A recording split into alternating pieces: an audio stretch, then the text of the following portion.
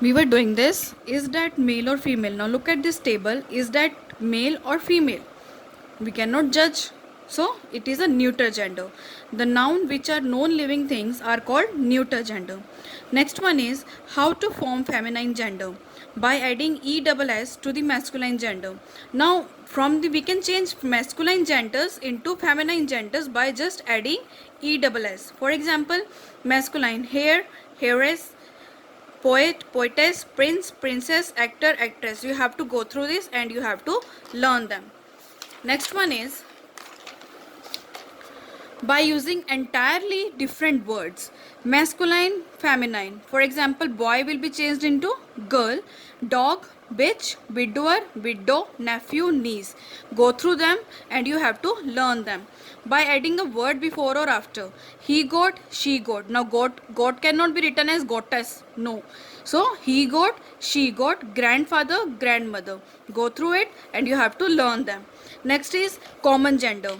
Common genders are which have no likewise you have already done it to a noun, that common nouns are those which have no, which are taken into collectively. So common genders are also taken collectively, like doctor, singer, child, student, astronaut, player, soldier. Next one is neuter genders. Neuter genders are watch, bench, chair, doll, television, which are not living things. Next one is activity. You have to write M for masculine, F for feminine, C for common, and N for neuter. Engineer. Engineer can be any. So it cannot be neuter because it is living thing. It can be common. We will write C. Car. Car is non-living, so it will be neuter. Poet. Poet can be anyone. It can be male or female, so it is a common. Similarly, all the words will be taken into consideration. Then change the gender into following sentences. Now sentences are being given to you. You have to change them according to the gender. The dog ran after a goose. Now dog will be changed into bitch and goose will be changed into geese.